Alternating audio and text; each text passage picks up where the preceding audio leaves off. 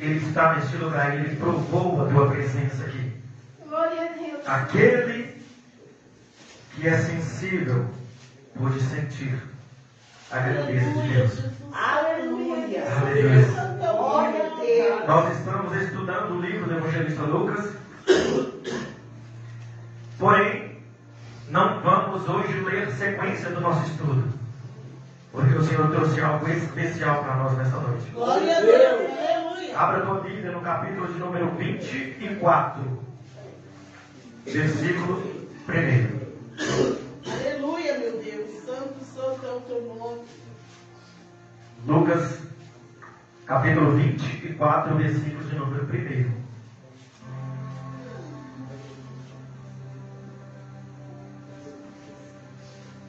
Aquele que não trouxe a tua Bíblia, acompanhe por gentileza a leitura aqui na frente. Diz assim a palavra do Senhor: no primeiro dia da semana, de manhã bem cedo, as mulheres levaram ao sepulcro as fragrâncias e os ungüentos que haviam preparado. E encontraram a pedra do sepulcro removida. Quando entraram, descobriram que o corpo do Senhor Jesus havia sumido. Estavam paradas ali, sem saber o que pensar, quando repentinamente, dois homens com roupas extremamente brilhantes apareceram ao lado delas. Tomadas de terror, prostraram-se com o rosto em terra. Os dois homens lhe disseram: por que vocês estão procurando pelo vivo entre os mortos? Ele não está aqui, ele ressuscitou. Lembrem-se do que lhes disse quando ainda estava com vocês na Galileia. O Filho do Homem deve ser entregue nas mãos de homens pecadores e ser executado em uma cruz como um criminoso. Então, no terceiro dia, ressurgirá. Então elas se lembraram das palavras dele, e voltando do sepulcro, contaram tudo aos 11 e aos demais. Por que 11? Não eram 12 discípulos? Por que 11? Deu 11 mais 12. Judas havia suicidado. Amém? As mulheres que contaram estas coisas aos enviados de Cristo foram Maria e Madalena. Aqui na minha Bíblia está separado. Assim, Maria de Magdala e Joana e Miriam, mãe de Tiago, e outras que estavam com elas. Mas os emissários não acreditaram. Na verdade, pensaram que todas as palavras delas eram completamente absurdas. Pedro, todavia, levantou-se e correu ao sepulcro. Abaixando, viu apenas as faixas de linho e foi para casa pensando no que acontecera. Prestem atenção a partir de aqui. Versículo 13. No mesmo dia, dia de quê? Da ressurreição. No mesmo dia, dois dos discípulos estavam indo a uma aldeia, a distância de quase 11 quilômetros de Jerusalém, chamada Emaús. Os discípulos estavam saindo de Jerusalém, indo para... Dois discípulos indo para Emaús. E estavam conversando a respeito de tudo o que havia acontecido.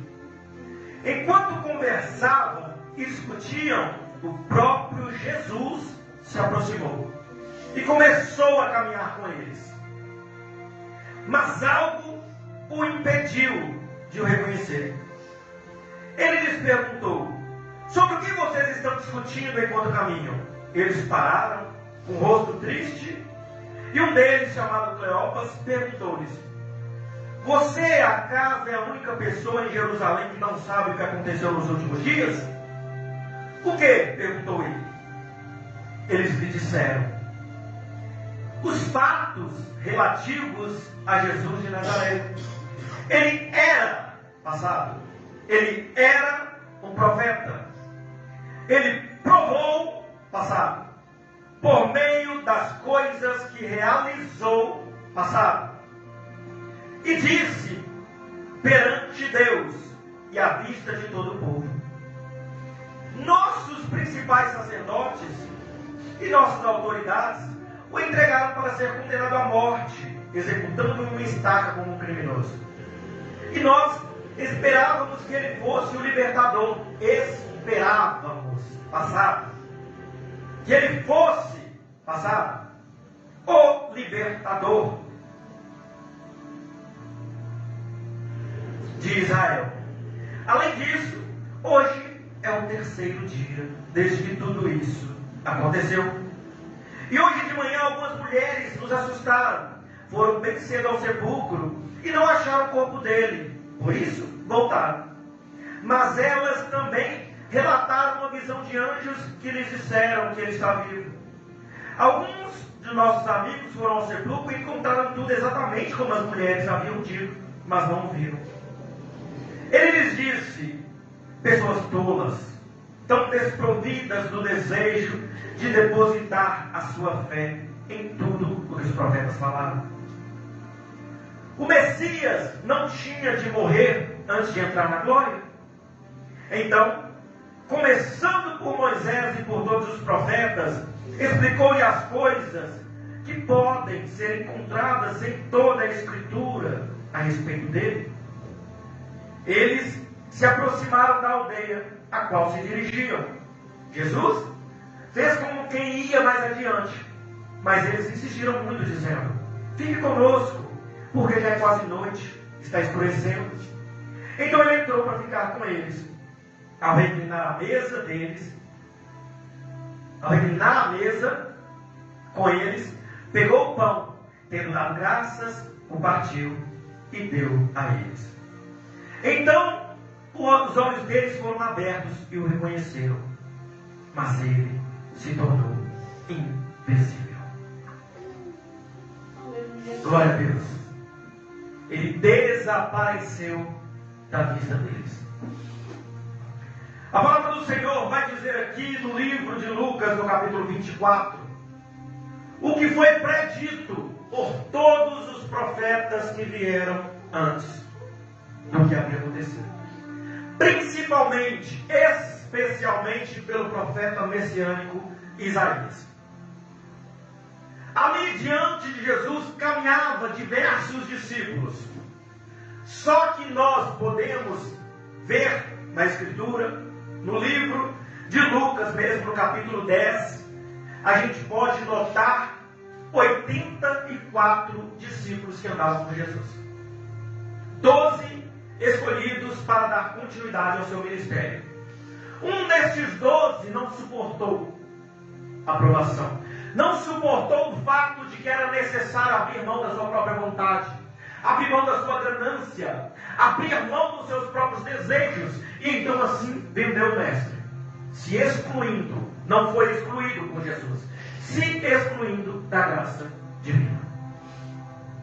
Os outros 11 continuaram para dar continuidade ao ministério. Porém, Jesus morreu. E quando Jesus morreu, a esperança deles acabou. Eles não mais conseguiam se lembrar do que os profetas haviam falado. Não mais conseguiam se recordar que nas profecias antigas dizia que ele morreria, mas ao terceiro dia ressuscitaria. Glória a Deus. E que dia era esse? Esse dia era justamente o terceiro dia.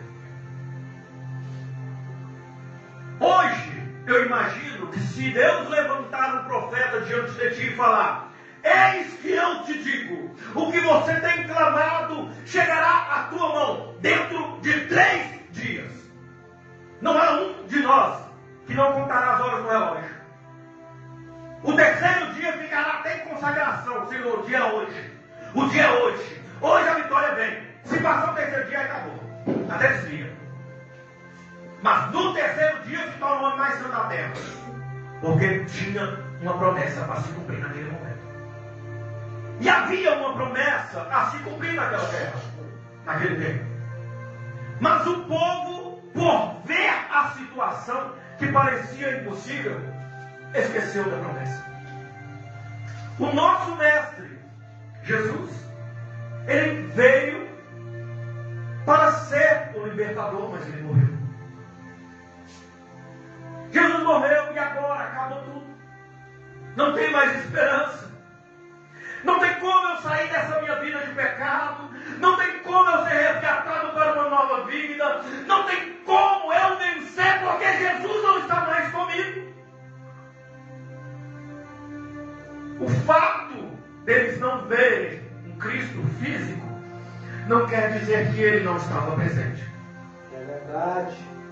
Eles haviam esquecido completamente da promessa. Ao terceiro dia, ele ressuscitará. E aí então, eles andando no caminho de Emaús, uma distância entre 11 a 12 quilômetros. Imagine, metade do caminho daqui ao centro da cidade. Imagine você andando esse tempo. Se formos calcular na quilometragem comum de um ser humano, que o comum de um ser humano é caminhar 4 km por hora, eles estariam caminhando por volta de 3 a 4 horas ao lado de Jesus. 3, 4 horas conversando com Jesus e não conseguiram reconhecê-lo. Ali então, Jesus perguntou: o que vocês estão conversando? Eles ainda usaram de afronta para com o mestre. Por acaso você é o único aqui em Jerusalém que não conhece os relatos que aconteceram nos últimos dias? Onde você estava? Você é um forasteiro? Você é um visitante aqui na cidade? Que homem é você? De onde você veio? Por que você não conhece a história se todos estão comentando? Alguns falando esperançosos que ele vai ressuscitar. Outros subjugando o mestre, dizendo que ele era uma farsa, que ele era uma mentira, porque ele morreu e tudo que ele falou não se cumpriu. Mas todos estão falando sobre isso. Só você que não sabe. Ainda usaram de afronta para com o mestre.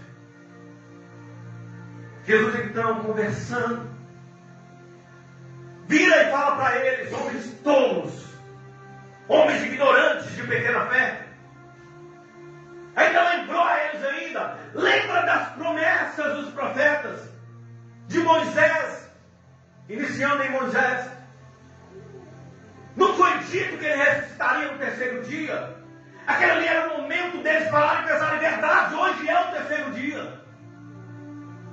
Eu posso não estar vendo meu mestre, então o que eu tenho que fazer para vê-lo? Não é começar a descrer, desacreditar das promessas, e sim começar a me santificar para que os meus olhos espirituais se abram. Aleluia. Mas não. Eles ainda viram e falam assim: verdade. As mulheres foram até o sepulcro e encontraram lá vazio. Elas voltaram cheias de temor. E depois foi Pedro e mais alguns discípulos lá para conferir. Realmente estava tudo como elas tinham falado. Mas não creram e não enxergaram Jesus. Então chegou na cidade de Emaús, no vilarejo. E Jesus fez como que quisesse ir além, mas na verdade Jesus já estava indo onde eles estavam. Jesus fez como que quisesse ir além. E eles então convidaram o mestre: Jesus está esperando o teu convite para se revelar a você. Aleluia, Jesus. Glória a Deus, aleluia. Eles então falaram: entra, está ficando tarde, é perigoso você ficar caminhando aí sozinho, venha repousar em nossa casa. Jesus entrou. Jesus entra e se assenta à mesa. E ali no assentar da mesa, Jesus tomou o pão, deu graças ao Pai, partiu e dividiu com todos eles. Aleluia, Jesus. Naquele instante, os olhos deles eram como se caíssem escamas. E eles começaram naquele momento a reconhecer quem era Jesus. Só que no instante que eles reconhecem Jesus, Jesus desaparece de diante deles. Ele fica invisível. O que eu quero dizer a ti nessa noite? O que o Espírito Santo de Deus traz ao nosso coração? A importância da mesa. Ontem estávamos em um encontro de casal. E lá o Senhor falou fortemente ao meu coração, dentro deste tema, a importância de estar à mesa. Hoje em dia, o costume da maioria das famílias é cada um pegar o seu prato, correr para o sofá, para a frente da televisão. Come um no quarto, come um no outro, come um na sala, come um na cozinha. E mal se falam, mal se relacionam. Jesus, ele por diversas vezes nas Escrituras, ele se relacionou com as pessoas. E na maioria das vezes este relacionamento se deu assentado à mesa. Mesa não é um simples lugar para se colocar panelas e você chegar ali, servir o seu prato e sair vazado para o teu canto. A mesa é lugar de comunhão. Mesa é lugar de intimidade. Às vezes confundimos pensando que intimidade é somente no leito. Intimidade no leito é para casal. A palavra vai dizer que o casal ele tem que manter o leito imaculado, sem manchas, puro, limpo. Não se deve, na tua cama, assentar ninguém. Eu não estou falando de deitar, estou falando de sentar. Porque muitas vezes a gente costuma receber visita na nossa casa e às vezes a casa você está ali ocupado fazendo alguma coisa no quarto, mexendo com arrumação. Não, entra aí. Às vezes a vizinha já é um pouco íntima. Entra aí. Ela entra. Vai conversar com você dentro do teu quarto. Primeira coisa. Sentou na cama. Cama de casal é lugar de intimidade física. É só para o casal. Ninguém mais. A palavra vai dizer que a mulher santa santifica o marido descrente no leito. A mulher, o homem santo, santifica a mulher descrente no leito. Se o leito não tiver puro, santificado, como há de santificar-se? Uma outra. Cuidado com quem você coloca sentado na tua cama. Não estou falando de deitado. Se você costuma passar a tua cama para alguém dormir e vai dormir no chão para ser gentil, pare de ser trouxa, ignorante. Você não sabe o que você está atraindo para a tua cama. Você não sabe aonde está andando aquela pessoa. Maldito o homem que confia no homem. Às vezes você conhece aquela pessoa de maneira superficial. Não, fulano é uma pessoa correta. Anda certo nos caminhos do Senhor. Mas às vezes anda certo na tua presença. Longe de ti, anda em prostituição. No que você divide o teu leito, o seu leito deixou de ser um leito puro e santo. E ao invés de você, em santidade, santificar o seu cônjuge descrente, os dois vão se tornar sujos. Não sei por que estou falando de casal, porque a mensagem não tem nada a ver com isso.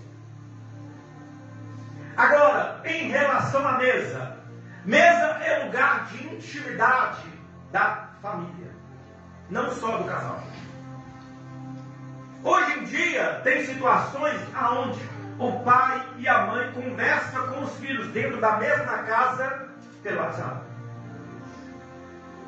Está dentro da mesma casa, manda mensagem, pô, tem como você fazer isso para mim? Ô mãe, estou ocupado agora, estou no Free Fire, está me atrapalhando. Aí não vou nem mandar mensagem, não, poder estar no Free Fire é uma tristeza, ele até me xinga se eu atrapalhar. Já não se existe mais autoridade paterna e materna dentro do lar. O filho é que manda na mãe ou pai. E a mãe e o pai abaixam a cabeça e fica calado, porque tem medo de perder o filho, que na verdade já se perdeu há muito tempo. Mesa é lugar de honrar a família, honrar a Deus através da família. Hoje em dia não se assenta mais à mesa. E você pode observar as poucas famílias que comem assentado à mesa, tem mais comunicação entre si, tem mais respeito entre si, tem mais intimidade entre si, conseguem parar e olhar um nos olhos do outro, conseguem dar um tempo na correria da vida, nem que seja 5 minutos no café da manhã. E falta isso nos dias de hoje. Trazendo para a Bíblia, Jesus, ele se assenta à mesa, capítulo 26 do livro de Mateus. E ali ele está junto com todos os discípulos. Não 11, 12. Judas estava no meio. Assentado à mesa, ele parte o pão, dá graças a Deus Pai, divide com todos. Ele pega o cálice, dá graças ao Pai e reparte com todos.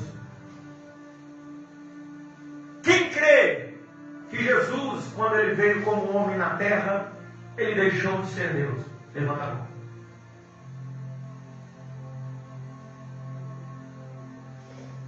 Quem acredita que Jesus, quando ele estava na terra, ele não era onipresente, onisciente e onipotente? Levanta a mão. A palavra vai dizer que quando Jesus escolhe um dos discípulos, que me fala a memória agora, o nome, ele vira para Jesus e ele olha para Jesus com temor. E Jesus chama ele, Jesus carne. Jesus não havia morrido, não havia ressuscitado. Jesus chama ele e fala assim: eu te vi debaixo do pé de Zimbro. Eu te vi quando você estava lá sozinho. Um homem de carne e osso consegue ver alguém que está em outro lugar totalmente distante, sozinho? Não. Jesus estava dizendo isso como ser divino, como Deus onipresente. Ele estava lá naquele momento. Ele escolheu esse discípulo de uma forma especial. Jesus em momento nenhum deixou de ser Deus. Ele simplesmente abriu mão da tua glória, do direito que ele tinha de requerer as coisas. Muitas vezes nós podemos estar em um lugar, em uma posição vantajosa diante das outras pessoas.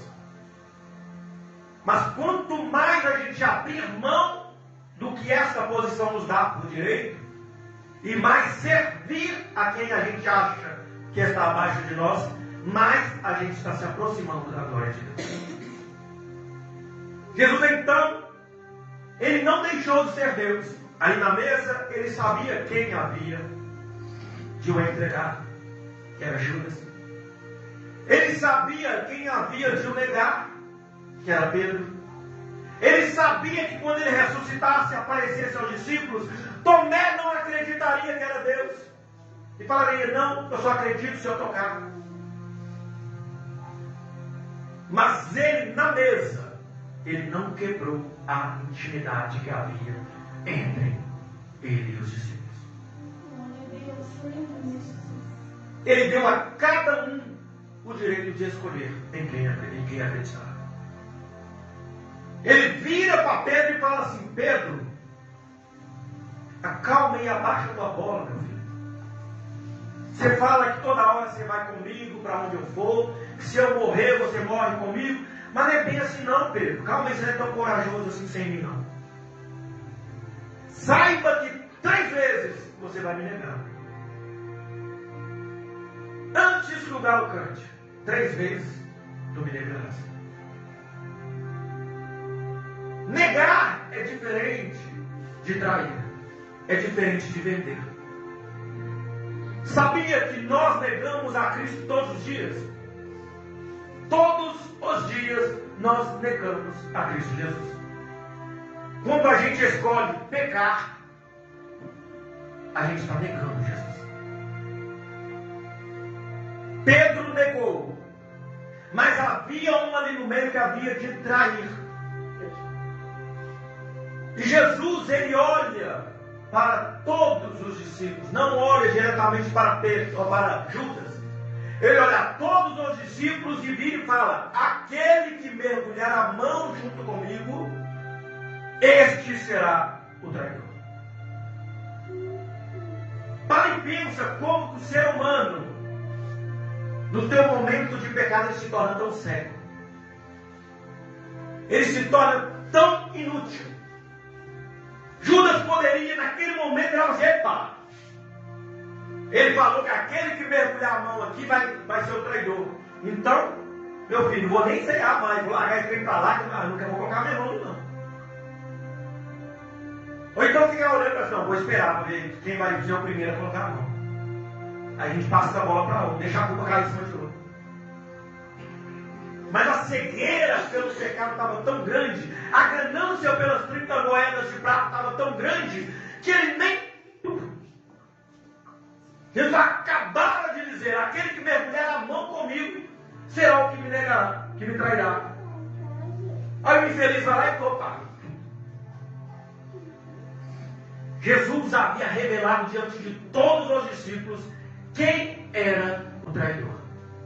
Ele mostrou que, como Deus divino, ele sabia do futuro. Ele sabia quem haveria de o trair. Imagina eu ou você neste momento no lugar de Jesus.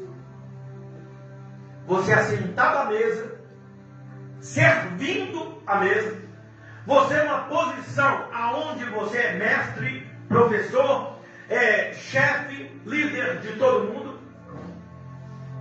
E aí você servindo ainda eles, tendo todos os motivos para eles serem gratos a você. E aí você descobre, um de vocês vai me trair.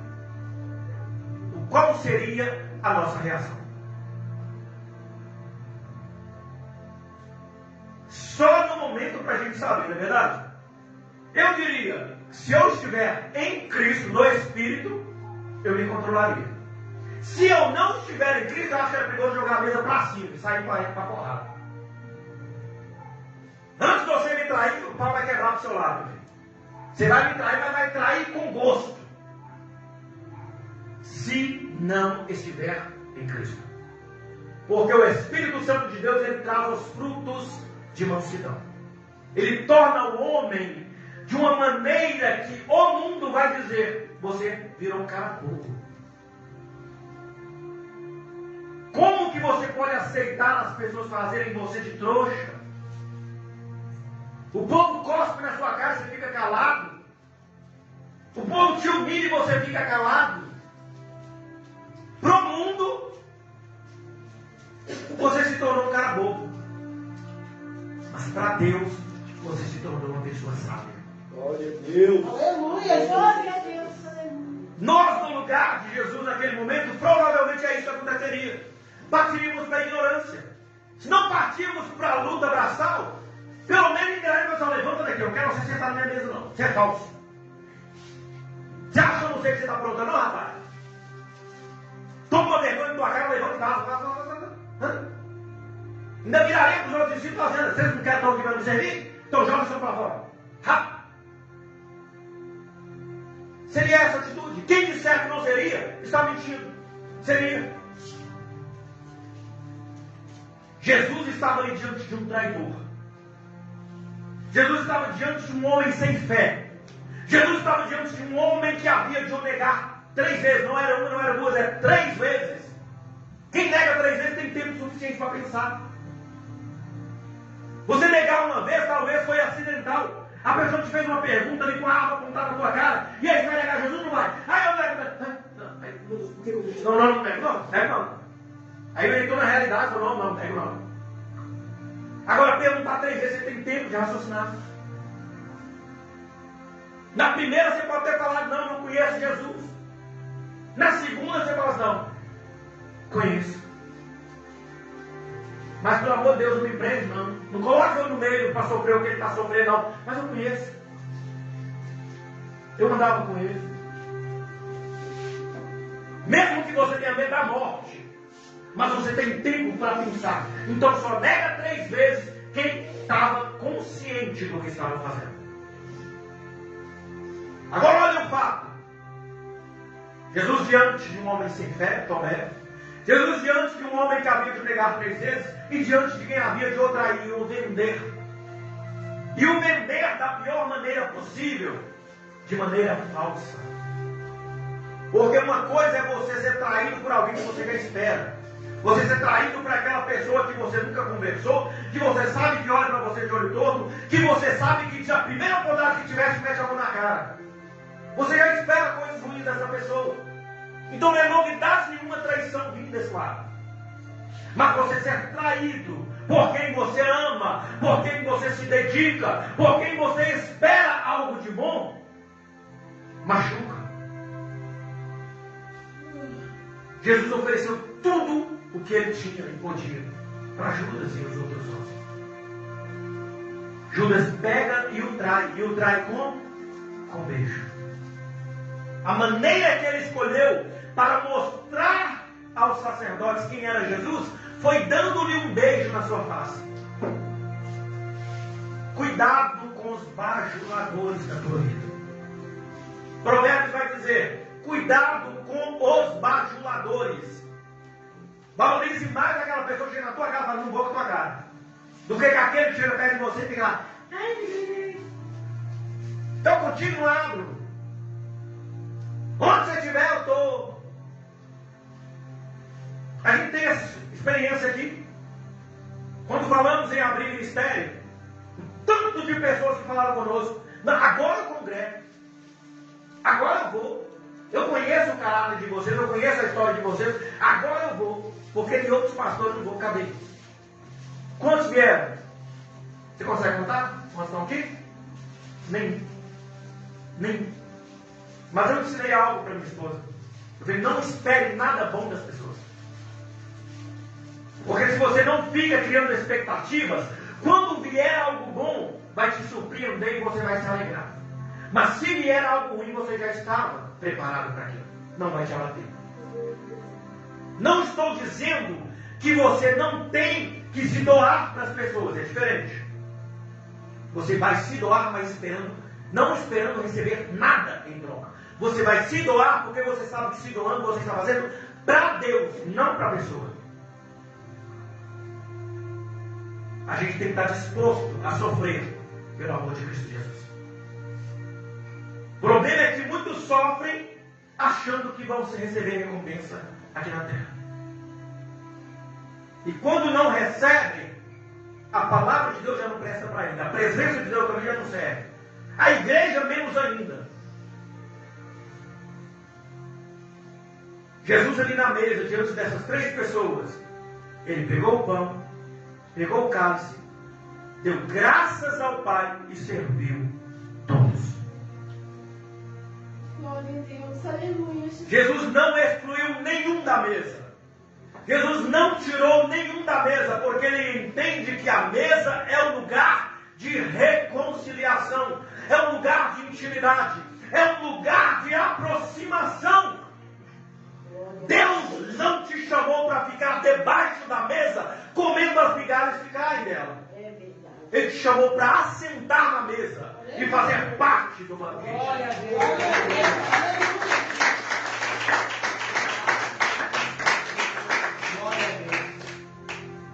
Jesus ele olha para uma certa mulher que chega diante dele e fala: Senhor, me socorre. E ele vira para ela para testar a fé daquela mulher. E ele fala: como pode, mulher? Você não é judia. Como pode? Eu vou tirar da boca dos judeus, que são meus filhos, para dar para os cachorrinhos? Aquela mulher poderia ter se revoltado. Poderia ter falado: ah, não quero mais nada do Senhor também não. Me falaram que o Senhor é um Deus de amor. O Senhor está me chamando de cachorro? Toma dentro da tua casa, só para lá.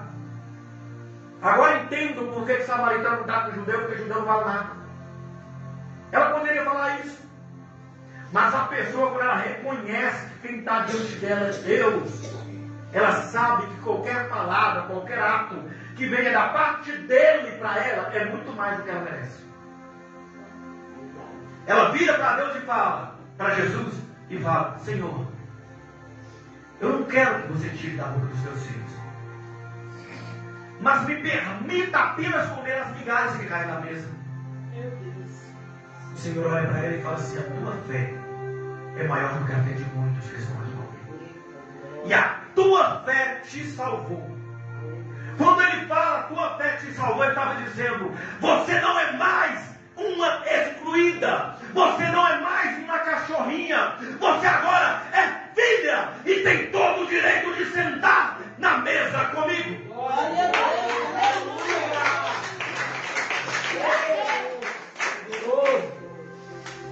Poderoso. Deus, ele tem preparado mesas diárias para a gente. Aleluia. Todos os dias o Senhor prepara uma mesa, um banquete para os seus filhos. Mas sabe qual que é o problema de nós, seres humanos, reis pecadores? A gente está acostumado com o banquete da terra. E qual que é o banquete da terra? É aquela mesa cheia de variedades. Você olha a mesa linda, vários frutos, vários tipos de suco naturais, porque não pode ser suco de pacotinho. Sucos naturais e bebidas caras. Você olha a água, tem que ser água mineral que vem da fonte do país, não sei lá o quê. Porque se for água brasileira também, não presta não, igarapé. Não.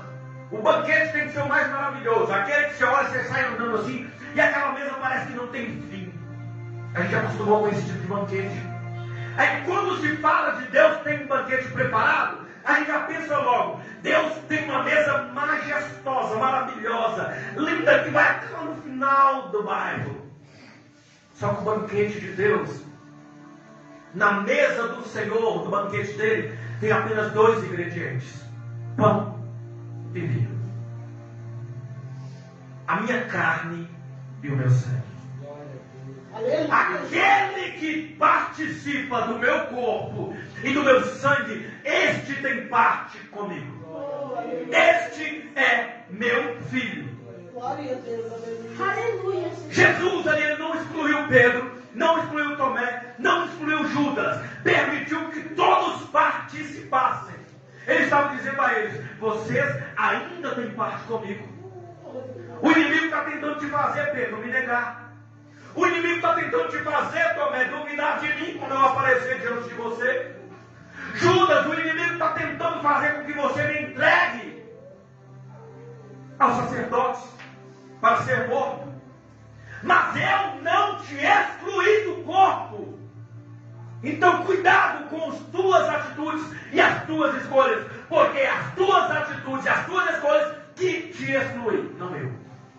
Meu Deus. Oh Deus. Nem a morte, nem a vida, nem os anjos, nem os principados, nem potestades, nem o futuro, nem o passado, nada pode nos separar do amor de Deus que está em Jesus Cristo, nosso Senhor. Glória a Deus. Aleluia. Deus nunca abriu mão de você.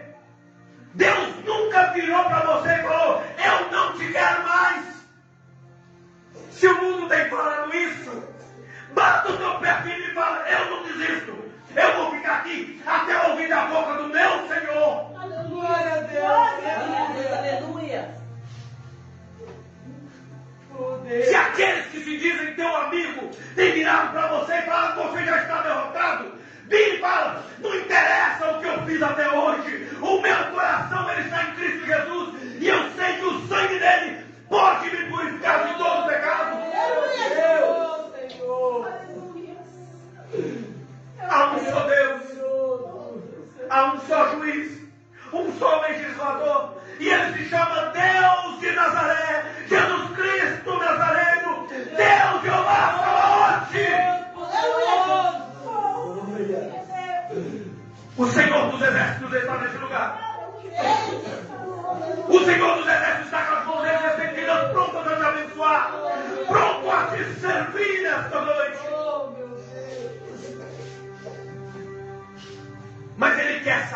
você. Você quer ter parte comigo? Você quer ter parte com meu corpo e com meu sangue? Ou você vai preferir insistir em escolher os prazeres que o mundo te dá?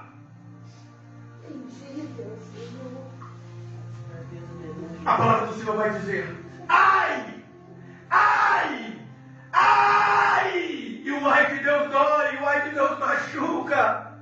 Ai daqueles que procuram buscarem drogas alucinógenas para se ligar ao mundo oculto. O Senhor, Ele é Espírito. Importa que o adoremos em Espírito e em verdade. Você quer ter ligação com o mundo oculto? Busque em Espírito ao Senhor e Ele te levará a ver coisas maravilhosas. A palavra do Senhor vai dizer: ai daqueles que se deitam, homens, mulheres, com outra pessoa do mesmo sexo, buscando prazeres, buscando alimentar a própria carne. Ai!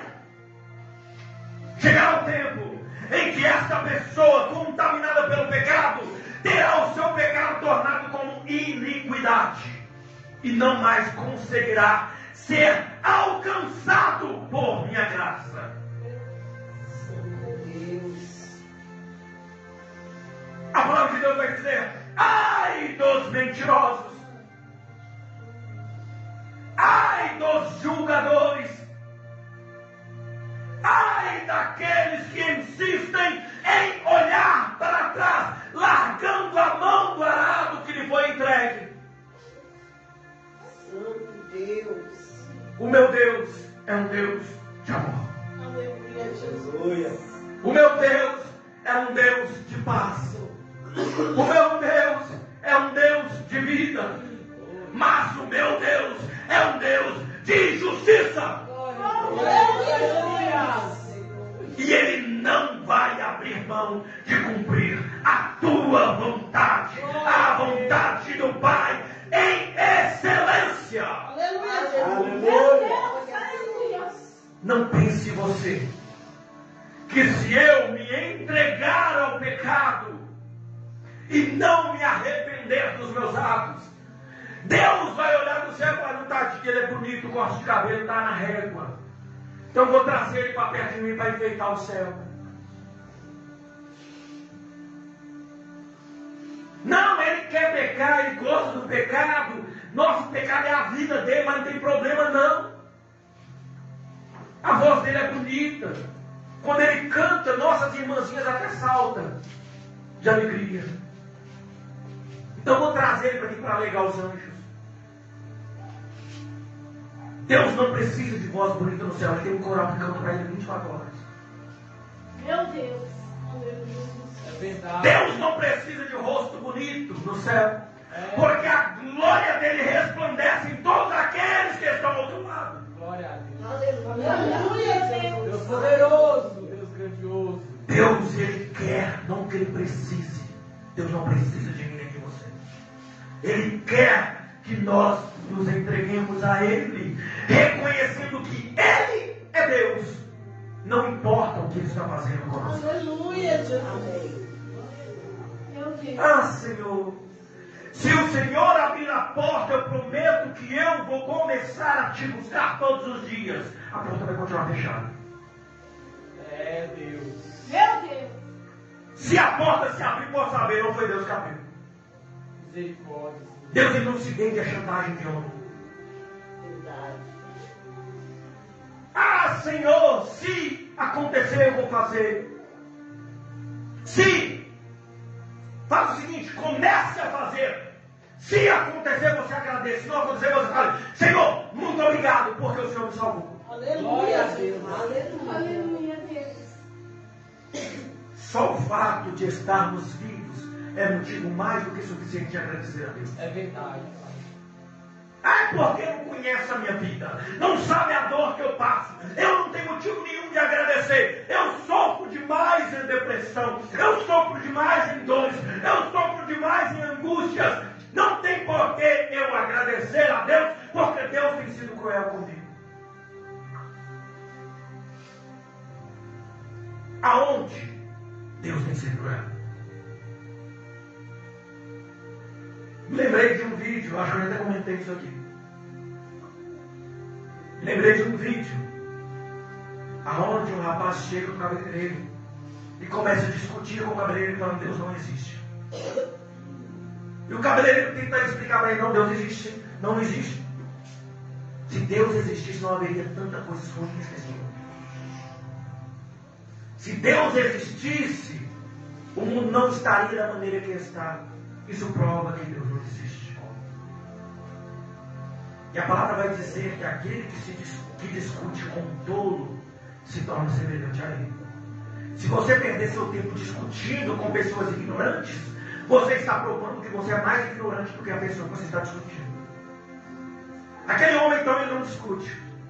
Ele sai dali calado e chega na porta do seu salão desolado. Só que na hora que ele chega na porta do salão, ele vê lá longe um cara com o cabelo batendo no meio das costas. Ele vai chamar esse cara, explica para ele o que está acontecendo. E o cara vai com ele para dentro do salão. E ele chega novamente perto do cliente e fala assim: Deus existe. Não, Deus existe. Ele fala: cabeleireiro não existe. Aí o cara fala assim: claro que existe. Eu estou te vendo aqui, você é cabeleireiro? Ele fala: não, não existe. Existe sim. Mas o cabeleireiro fala: mas se existisse cabeleireiro, por que esse homem está com cabelo desse tamanho então?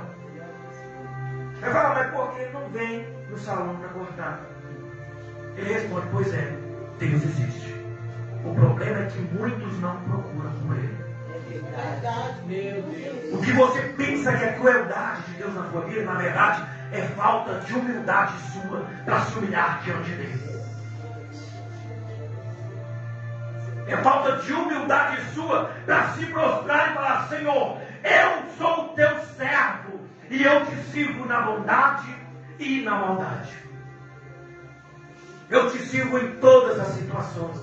Aí sim Ele olhará ao fundo do teu coração e te dará coisas majestosas. Aleluia, Jesus. O Senhor fala: vinde a mim todos os cansados. Não tem cansaço maior do que a dor da depressão. Vinde a mim todos os cansados e oprimidos, e eu vos aliviarei. Tomai sobre vós o meu jugo, e aprendei de mim, que sou manso e humilde de coração.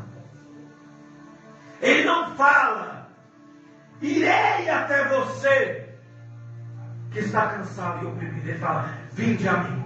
Não importa como você vai vir, se é andando, se é rastejando, se é se humilhando, se é sangrando, se é morrendo. O importante é chegar até Ele, é tocar na orla dos vestidos dele. Aí o poder chegará até você. Oh, aleluia. Glória a Deus. Deus nunca te excluiu. Deus nunca te decepcionou. Deus nunca abriu mão de você. Oh, Deus. Quem te excluiu foi você mesmo ou o homem. Porque existem muitos falsos profetas sobre a terra. Muitos que se dizem pastores, mas na verdade estão apenas querendo tirar a lã e a gordura da ovelha. Estes sim podem ter te excluído. Mas o Senhor Deus é maior do que eles. E é Deus quem há de julgar cada um deles. Então se prostre diante daquele que tem todo o poder. E se entrega a Ele e diga: Senhor, eu sou teu. Eu sou teu. Me perdoa por ter pensado que o Senhor me excluiu. Me perdoa por ter pensado que o Senhor me rejeitou. Me perdoa por ter pensado que o Senhor não mais me queria na tua presença. Senhor, me perdoa por ter me afastado de ti e ter pensado que foi o Senhor que se afastou de mim. Hoje eu estou de volta na tua presença. E o meu pedido é: me receba, Pai, como o menor da tua casa. Glória a Deus. Aleluia. Meu Deus. E o Senhor, dono da casa, mandará fazer um banquete maravilhoso. Aleluia, Jesus. Ele mandará colocar um anel no teu dedo. E ele declarará para todos ouvirem: este meu filho estava morto, mas hoje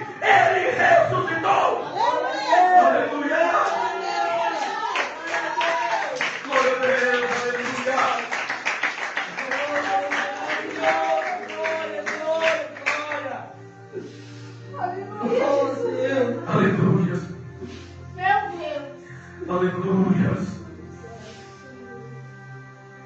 Glória a Deus, aleluias. Porque eu recebi do Senhor o que também vos entreguei. Que o Senhor Jesus, na noite em que foi traído, tomou o pão, tendo dado graças, o partiu e disse: tomai, comei, este é o meu corpo, que é dado por vós. Fazei isto toda vez que o comeis, em memória de mim. Semelhantemente, ele tomou o cálice, tendo dado graças, o partiu. Partiu o pão. E tendo dado graças, disse: tomai e bebei, porque este é o sangue da nova aliança.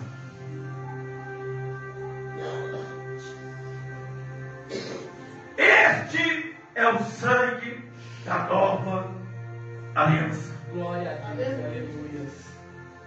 Jesus, no momento em que ele se entregou na cruz, ele quebrou sobre a minha e a tua vida todo o jugo da lei. Ele quebrou o pacto que havia na lei, a aliança do Velho Testamento. E ele iniciou uma nova aliança chamada de tempo da graça. Aliança que iniciou na morte de Cristo, no sangue de Cristo. Por isso que a palavra vai dizer: sem derramamento de sangue não há perdão de pecados. Então, ele iniciou esta nova aliança. Aliança que mostra para você que o sangue dele te purifica de todo o mal, de todo o pecado. Não existe pecadinho, pecadão. Não existe um pecado maior que pode te excluir da graça. O que te exclui da graça é a falta do arrependimento. O que te exclui da graça é a falta da humildade de se prostrar diante de Jesus e clamar o perdão dele. O que te exclui da graça é a tua própria carne que te condena de noite. Jesus não excluiu ninguém. Eu não sou maior do que Jesus. Eu não tenho direito de excluir ninguém. A palavra do Senhor vai dizer: examine, pois, o homem a si mesmo. Depois de examinar, coma o pão, beba o cálice. Muitos pastores vão usar essa palavra: examine o homem a si mesmo, para dizer para você: você está em pecado? Não participa. Você está de banco? Não participa. Mas se Jesus voltar e você perder a tua salvação por causa de um banco que te colocaram, por causa de um pecado que te condenaram, que Deus já te perdoou, Deus vai cobrar desses pastores a tua salvação perdida. Mas isso não livrará o fato de que você vai padecer o inferno por ter se excluído do corpo e do sangue de Cristo. Aquele que se exclui, ele está se excluindo da comunhão com Deus. Ele está dizendo: Senhor, o teu Santo Espírito que me foi entregue no dia de Pentecoste, que me convence do pecado, da justiça e do juízo, que me mostra que o Senhor já me perdoou quando eu clamei pelo teu perdão, esse Espírito eu não quero junto comigo. É muito sério o deixar de participar da mesa. A mesa é um lugar de intimidade e comunhão. Aleluia, Jesus. Pois a palavra vai dizer: há muitos que estão doentes e até mortos, porque estão participando de maneira indevida. E agora o que eu faço, pastor? O senhor me colocou entre a cruz e o punhal. Não devo deixar de participar, mas não devo participar de maneira indevida. Então o que eu escolho? Nossa, eu pequei, vou deixar de participar? Não é mais fácil, eu pequei, vou reconhecer o meu pecado e pedir perdão? Ou será que é mais fácil eu negar o Espírito de Deus e viver 30 dias desligado da graça dele? Isso se conseguir viver 30 dias. Ou se chegar ao final dos 30, já tiver morrido espiritualmente. É muito mais fácil reconhecer e pedir perdão. Só quero falar uma coisa antes de darmos prosseguimento. Se eu peco diretamente contra Deus, o que seria o pecado contra Deus? O Senhor tocou no meu coração, vai ali dar um abraço no irmão. O irmão não sabia que eu tinha que abraçar ele. Então eu não peguei contra o meu irmão, peguei contra Deus. Não abracei. O meu pedido de perdão é para Deus. Peguei contra ele somente. Davi vai falar isso, ele pecou contra Urias. Só que Urias já tinha morrido, porque ele mandou matar Urias. Não tinha como ele ir lá e pedir perdão para Urias. Aí ele ora e fala: Senhor, peguei contra ti. Só contra ti eu pequei. E ele pede perdão a Deus. Mas se o meu pecado for o Senhor me mostrar, aquele irmão está precisando de um abraço e de uma palavra amiga. Ele está precisando de uma palavra de conforto. E eu chego perto do irmão, um abraço. Mas na hora do abraço, a minha carne começa a condenar o irmão. E eu viro e não falo para ele a palavra amiga que Deus mandou ouvir. Mas, meu irmão, toma vergonha na tua cara, que você está vivendo no pecado. E se você não sair do pecado, você vai para os fins dos infernos. E eu estou aqui te abraçando hoje, não vou te abraçar mais não, porque eu não tenho que ficar também paparicando o irmão pecador, não. Eu fiz o que Deus mandou? Não. Eu pequei só contra Deus? Não. Eu ferei o meu irmão. Tenho que pedir perdão a Deus e ao irmão. Então reconhecer, analisar o homem a si mesmo e reconhecer o pecado é isso. O que eu cometi está passível de eu pedir perdão só a Deus? Ou tenho que pedir perdão a mais alguém? Aí você, fazendo o teu conserto, coma e beba. Mas não abra mão de participar da mesa do Senhor.